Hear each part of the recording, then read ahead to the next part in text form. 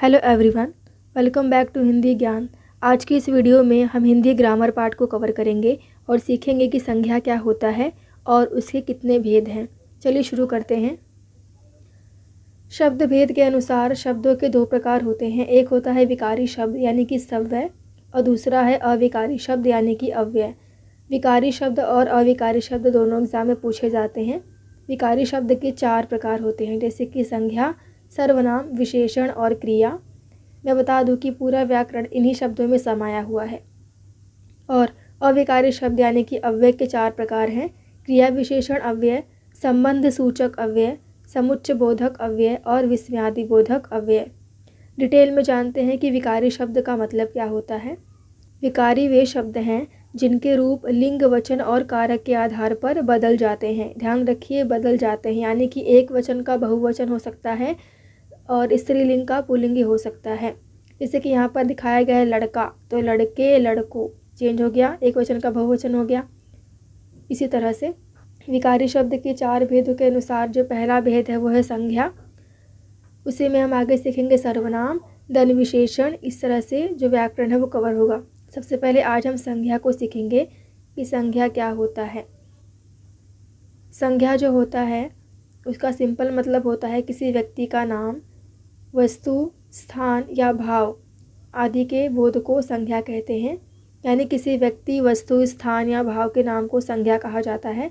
जैसे कि मोहन, कलम, दिल्ली, सुंदरता। उदाहरण है, घर के आंगन में मोहन बैठा था। अब इसमें देखिए हमें क्या ध्यान देना है, व्यक्ति, वस्तु, स्थान या भाव। व्यक्ति, वस्तु, स्थान, भाव। इस पहले सेंटेंस में मोहन एक व्यक्ति का नाम है, तो मोहन क्या हो जाएगा, संज्ञा। नदी में पानी भर गया है, यहाँ पर देखिए किसी का नाम तो नहीं है, लेकिन जो नदी है वो भी एक नाम है, तो नदी क्या हो जाएगा, संज्ञा। चित्रकार ने सेठ का चित्र बनाया। सेठ यहाँ पर किसी का नाम है, तो क्या हो जाएगा, संज्ञा। चित्र भी एक वस्तु है, वो भी संज्ञा हो जाएगा। 4th है, कौन गाना गा रहा था। यहाँ पर गाना एक संज्ञा है। 5वां है, कोयल काली है। कोयल किसी का नाम है, तो संज्ञा।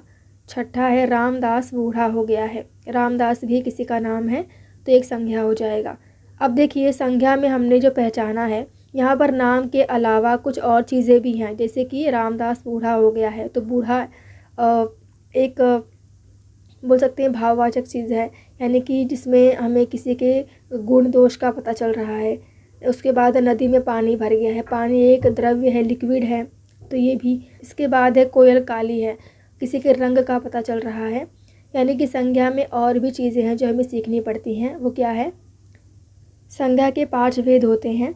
व्यक्तिवाचक, जातिवाचक, भाववाचक, द्रव्यवाचक और समूहवाचक। इन्हीं को हम डिटेल में देखते हैं।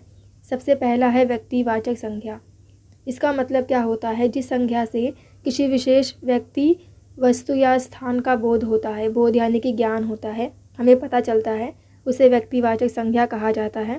फॉर एग्ज़ाम्पल सरिता, लखनऊ, गोदावरी, ये सब किसी का नाम है या फिर कोई वस्तु है या फिर कोई जगह है। ये सब क्या हो जाएगा, व्यक्तिवाचक संज्ञा। डिटेल में देखते हैं। श्री राम जी राजा थे। श्री राम एक नाम है, तो व्यक्तिवाचक संज्ञा। दूसरा है हिमालय एक पर्वत है। हिमालय भी नाम है, तो ये व्यक्तिवाचक संज्ञा होगा। तीसरा है शंकर साइकिल चलाता है। शंकर व्यक्तिवाचक संज्ञा। ताजमहल सुंदर है। ताजमहल भी नाम है, तो व्यक्तिवाचक संज्ञा। ये एग्जाम्पल टेक्स्ट बुक में से है। उषा हंसकर भारत का अभिनंदन करती है। उषा भी किसी का नाम है, यानी कि व्यक्तिवाचक संज्ञा। अब देखिए व्यक्तिवाचक में मेल और फीमेल दोनों चीज़ें आती हैं, तो आपको इसे लेकर कंफ्यूज नहीं होना है। और भारत जगह का नाम है, यानी व्यक्तिवाचक संज्ञा। रमज़ानी ने करामत अली को रोगन दिया। यहाँ पर रमज़ानी और करामत दोनों किसी का नाम है, तो व्यक्तिवाचक संज्ञा। दूसरा भेद है जातिवाचक संज्ञा। इसका मतलब क्या होता है कि जिस संज्ञा से किसी खास जाति या वर्ग का बोध होता है, उसे जातिवाचक संज्ञा कहा जाता है। यानी कि जैसे कि मैंने बोला पेड़, अब इस दुनिया में बहुत सारे पेड़ होते हैं, आम का, नीम का, देन पपीते का पेड़, सेब का पेड़, तो ये सब में अगर मैंने सिर्फ पेड़ बोला, यानी कि वो पूरे ग्रुप को प्रेजेंट कर रहा है, यानी वो जातिवाचक संज्ञा है। उसके बाद है पंछी। पंछी बहुत प्रकार के होते हैं, जैसे कि चिड़िया, कौवा, मैना, तोता इत्यादि। तो अगर मैंने सिर्फ पंछी बोला यानी पूरे ग्रुप को प्रेजेंट कर रहे हैं तो पंछी भी जातिवाचक संज्ञा होगा।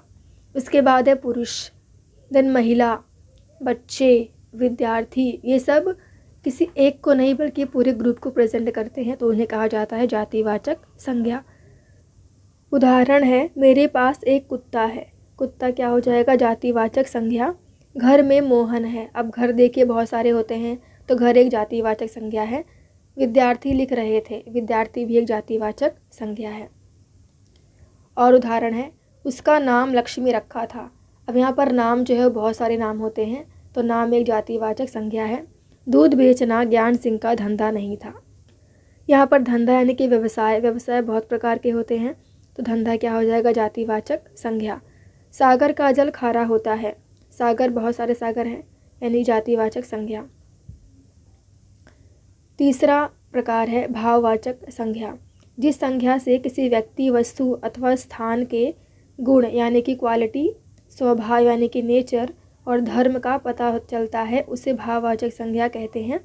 फॉर एग्जाम्पल, वीरता, स्वाद, बुढ़ापा, क्रोध, दुश्मनी, ये सब भाव हैं यानी एक्सप्रेशन है, इसे हम कहते हैं भाववाचक संज्ञा। उदाहरण है, रानी लक्ष्मीबाई की वीरता जग में प्रसिद्ध है। वीरता एक गुण है।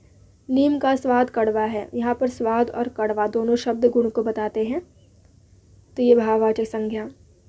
तीसरा है, मेरा बुढ़ापा आ गया है। बुढ़ापा यानी कि एक दोष है, एक गुण है। उसके बाद राहुल ईमानदार है। ईमानदारी भी एक गुण है, क्वालिटी है तो ईमानदार क्या हो जाएगा? भाववाचक संज्ञा। और उदाहरण देखते हैं, मैं रोज ईश्वर से प्रार्थना करता हूँ। अब आप बताइए इसमें से क्या हो सकता है भाववाचक संज्ञा?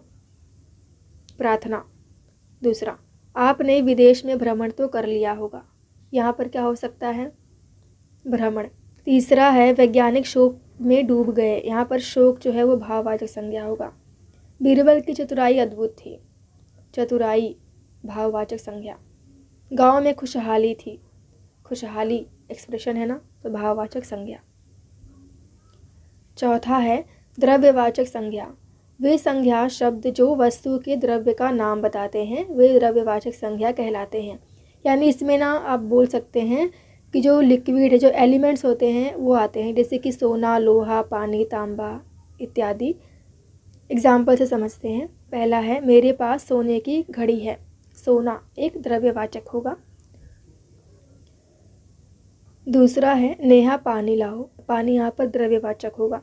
ध्यान रखिए, द्रव्य में सिर्फ लिक्विड चीज़ें नहीं आती हैं, ठोस चीज़ें भी आती हैं। लोहे में जंग लग गई। लोहा भी क्या होगा? द्रव्यवाचक संज्ञा। सागर का जल खारा होता है। जल यहाँ पर द्रव्यवाचक संज्ञा होगा। और उदाहरण देखते हैं, पानी बह रहा था। पानी द्रव्यवाचक संज्ञा। तांबे की चिकनाई गायब है। तांबा एक ठोस पदार्थ है यानी द्रव्यवाचक संज्ञा। दीवार पर लोहे की कील लगा दो। लोहा भी एक द्रव्यवाचक संज्ञा है। पांचवा है समूहवाचक संज्ञा यानी कि ग्रुप। वे संज्ञा शब्द जो समूह, समुदाय का बोध कराते हैं उन्हें समूहवाचक संज्ञा कहते हैं। जैसे कि गुच्छा, टुकड़ी, सेना, भीड़, ये सब से हमें ग्रुप का पता चलता है कि वो चीज़ें ग्रुप में हैं तो उसे कहते हैं समूहवाचक संज्ञा। फॉर एग्जाम्पल, हमारी कक्षा के सभी विद्यार्थी होशियार हैं। कक्षा एक समूह है। सेना के सेनापति को बुलाओ। सेना भी एक ग्रुप है। चाबियों का गुच्छा कहाँ है? गुच्छा यानी क्या? Particular group. जानवरों का झुंड आ गया है। झुंड यानी कि ग्रुप। यह महिलाओं की संस्था है। संस्था भी ग्रुप को रिप्रेजेंट करता है। तो इस तरह से हमने देखा कि संज्ञा के 5 भेद होते हैं, व्यक्तिवाचक, जातिवाचक, भाववाचक, द्रव्यवाचक और समूहवाचक। एक क्विक रिव्यू करते हैं फटाफट कि व्यक्तिवाचक यानी क्या। व्यक्तिवाचक यानी किसी विशेष व्यक्ति, वस्तु या स्थान का बोध होता है। जातिवाचक में किसी एक जाति यानी क्या, किसी का एक नाम नहीं होगा बल्कि उसका पूरा जाति होगा, जैसे कि पुरुष, कुत्ता, लड़के, पक्षी इत्यादि। भाववाचक में एक्सप्रेशन, कोई गुण, कोई धर्म, कोई स्वभाव। द्रव्यवाचक में द्रव्य का नाम मालूम पड़ता है, जैसे कि सोना, चांदी, लिक्विड इत्यादि। समूहवाचक में ग्रुप का पता चलता है। अब हम कुछ एग्जाम्पल देखते हैं जिसके साथ हम इन पांचों भेदों को एक साथ आइडेंटिफाई करेंगे। निम्नलिखित वाक्यों में से संज्ञा छांट कर उसके भेद लिखिए। एग्जाम में कुछ प्रश्न ऐसा ही होता है। पहला है, घर के आंगन में मोहन बैठा था।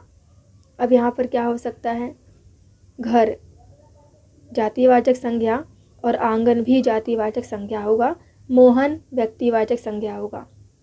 दूसरा है, विख्यात खिलाड़ी गांव से ही आगे बढ़े हैं। खिलाड़ी क्या हो सकता है, जातिवाचक संज्ञा और गांव जातिवाचक संज्ञा। नदी में पानी भर गया है, नदी व्यक्तिवाचक संज्ञा, नदी जातिवाचक संज्ञा और पानी द्रव्यवाचक संज्ञा। चौथा है, वैज्ञानिक शोक में डूब गए थे। वैज्ञानिक बहुत सारे होते हैं यानी जातिवाचक संज्ञा, शोक एक भाव है, एक दुख का कारण है, तो शोक क्या होगा, भाववाचक संज्ञा। पांचवा है, कक्षा में कई विद्यार्थी अनुपस्थित थे। कक्षा यानी कि समूहवाचक संज्ञा और विद्यार्थी यानी कि जातिवाचक संज्ञा। उसके बाद है, बीरबल ने अपनी चतुराई से अकबर को मात दे दी। बीरबल और अकबर किसी का नाम है यानी व्यक्तिवाचक संज्ञा, चतुराई एक गुण है, एक क्वालिटी है यानी क्या, भाववाचक संज्ञा। चित्रकार ने सेठ का चित्र बनाया। यहाँ पर चित्रकार, सेठ और चित्र ये सब जातिवाचक संज्ञा है। इसके बाद है, आर्यन व कनिष्का की बहादुरी के कारण उनके नाम राष्ट्रपति को भेजे गए। आर्यन कनिष्का किसी का नाम है यानी व्यक्तिवाचक, बहादुरी भाववाचक, नाम और राष्ट्रपति एक जातिवाचक संज्ञा है। डाकुओं के गिरोह को पकड़ लिया गया। गिरोह यानी कि समूहवाचक, डाकू यानी कि जातिवाचक। गांव में खुशहाली थी। गांव एक जातिवाचक संज्ञा और खुशहाली एक भाववाचक संज्ञा। और इस तरह से जो संज्ञा का पार्ट है वो कवर हुआ। अब आने वाली वीडियो में हम सर्वनाम, विशेषण, क्रिया इन सब पार्ट को कवर करेंगे और ये वीडियो यहीं पर समाप्त होता है। Thank you for watching.